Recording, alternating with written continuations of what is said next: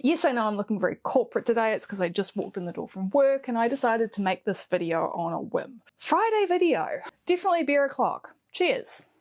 So I probably need to preface this video with a bit of a disclaimer. It's going to be blunt, it's going to be to the point, and it's not aimed at as a direct attack on any one individual, but more the culture of fans believing people blindly. And by people, I would like to be clear that I am not excluding myself. I'm aware I have a platform here, however small. I'm aiming it at the culture of believing people blindly without doing your own research and due diligence, and then spreading half-truths or outright lies more broadly until they become accepted as fact to a large swath of the fandom. Okay? My feelings about McLaren are not positive. However, I like both of their drivers, and if you made me choose, I would say I'm rooting for Oscar to take home the title at the end of the season if Max Verstappen can't sneak by at the 11th hour. I would also like to state that I personally am not a fan of Zak Brown. I do not like his vibe. I have a number of reasons to generally get the ick from the guy, including how he goes about conducting business and managing people,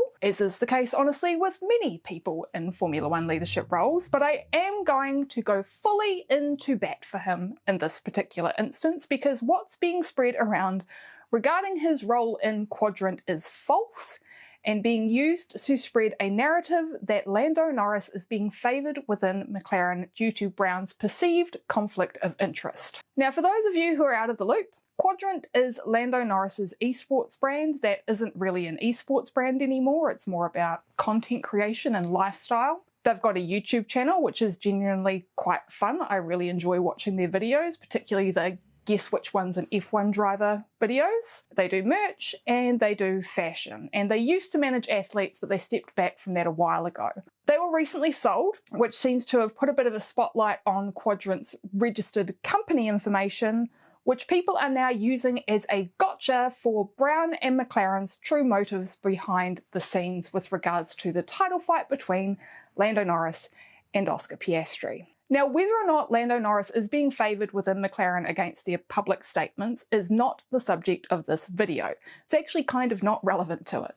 I have my theories about what's going on there, and I'm not going to spread them all over the internet because they're just that, they're theories. Now, I understand the temptation to talk about them to a broader audience. However, there's a fine line between pitching a book plot based on facts that you're pretty sure you understand well and spreading an unverifiable narrative based on speculation that has a negative or even harmful effect thanks to our modern age of social media. And I know that that was a really long disclaimer, but now that I've got it out of the way, here's the statement. Zak Brown was not and never was the CEO of Quadrant. And while I understand how this has spread around the internet due to the way UK companies' house information is collected and just kind of presented on their website, I am shocked by how this has spread so broadly and is now being used as a massive gotcha and a way to vilify and justify Lando Norris' hatred in a manner that is deeply concerning. It is okay just to not like someone. You might have reasons, you might not.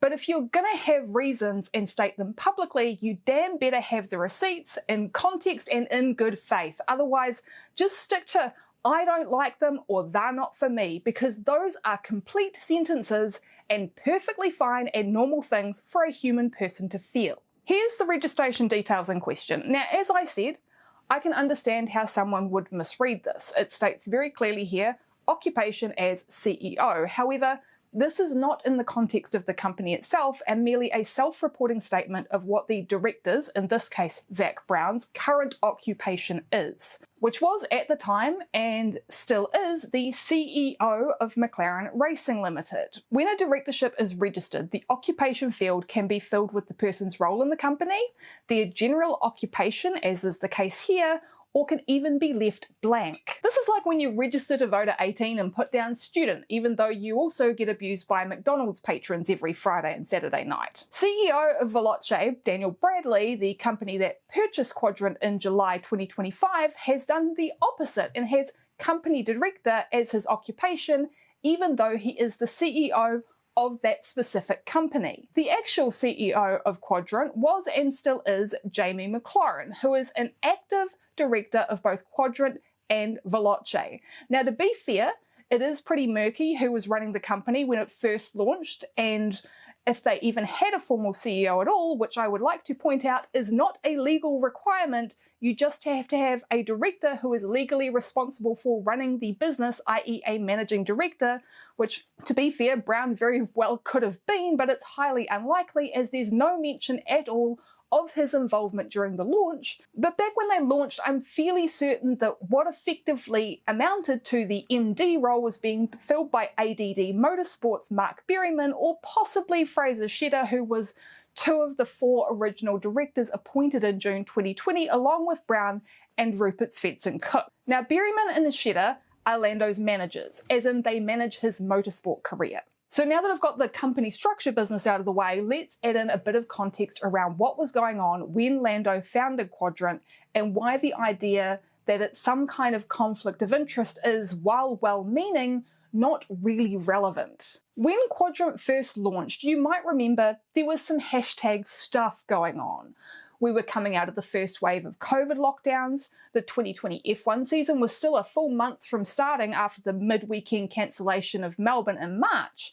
Lando, along with Charles Leclerc, Alex Albon and George Russell, started gaming together as a way to both pass the time and generate content for fans. To be fair, it also boosted their social media presence. We all started calling them the Twitch Quartet. This is where the iconic "I look so good" banana moment is from. Also, the "you just did a Verstappen" is from those times. The TLDR of it is that Lando realised that his job as an F1 driver and his enjoyment of gaming and design could be mashed together, and thus Quadrant was born. Now, in the first half of 2020, it wasn't an easy time to launch a business, particularly if you wanted to schmooze investors. Yes, it's a good time to ride the wave of everyone being online, but if you want to launch a new company and need capital, then a great place to start is with people you already know and already have a whole lot of dosh. Why not fund it yourself? Remember, Lando was in his second year at McLaren, his second season in Formula One, which is generally when you're still in the red by the time you pay for all the various costs associated with being a professional athlete. Yes, his dad is a multi-millionaire, and he did invest in the company through the other company that he and Lando owned together.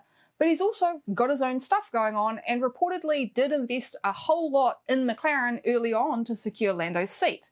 And I'm not going to get into the details of that because it's not public, and any talk about exactly how many quid over how many years is purely speculative unless you've got your hands on the balance books. Yes, Lando started out as a paid driver, and if this is news to you and you're the kind of person who only uses this term in a derogatory fashion while referring to Lance Stroll, then I'm sorry to burst your bubble. Being a paid driver is a completely normal thing in Formula One, and a lot more of your faves actually are one. It's not a reason to hate on someone, just making that clear. But going back to the point, it's also not easy to launch a new brand, even if you're a semi-famous F1 driver who's just starting to have a taste of notoriety due to everyone being stuck inside looking for things to watch while they have nothing else to do other than regret ever having kids and looking after their sourdough starter.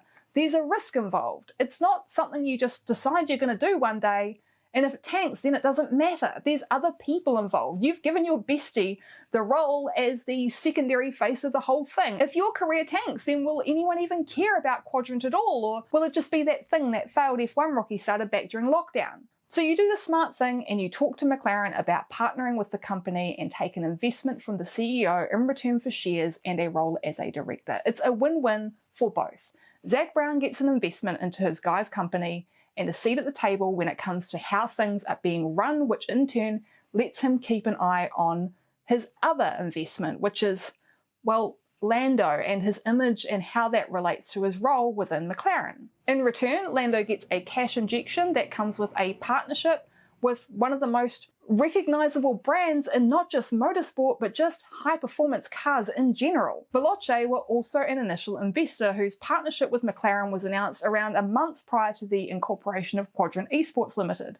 So it's safe to say that this was a beneficial arrangement for all parties involved and an astute business decision on McLaren's part that got them involved in the esports realm with very little risk. It's worth noting that 2019 was the first year that estimated esports revenue broke $1 billion. I don't think this was anything other than Zak Brown looking at the motorsport climate and seeing which direction it was going. This kind of deal is completely normal in Formula One and in sports where it's a small community of people who all know each other or at the very least know of each other. You don't see people claiming Norris is going to suddenly start giving the Aston Martins a tow every weekend, despite selling a majority stake in his company to one that was founded and still works with Adrian Newey. Fernando Alonso is the owner and face of the company that manages Gabriel Bortolero's career. Fernando himself is still closely advised by Flavio Briatore. Sergio Perez has sponsors who have relationships with both Formula One and the circuit that hosts his home race. Aramco is the title sponsor of Aston Martin,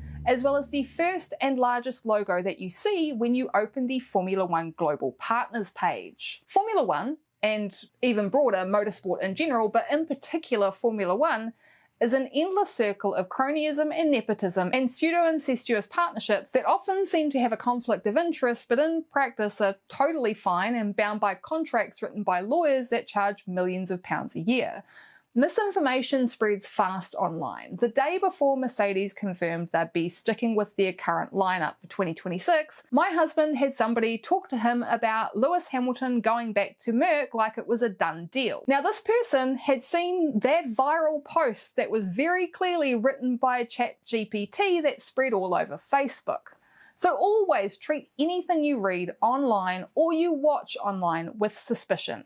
Yes, even this video. Sure, for things you disagree with, but I would argue it's more important if it is something that reinforces the biases or views that you already hold, because that's when it is the most important to understand and research the full story. Because it's easy to wind up in a place where you're using out of context and heavily misreported company information to justify spreading negative rhetoric online about somebody who you just don't like. All right, I'm done.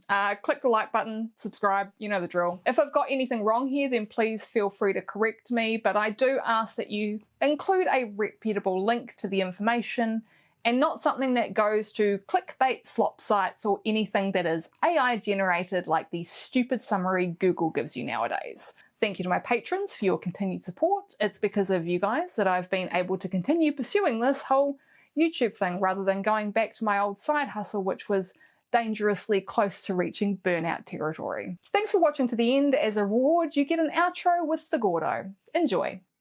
Sir, bums do not go on tables. Sir. You don't care, do you? You don't care at all. No bums on tables.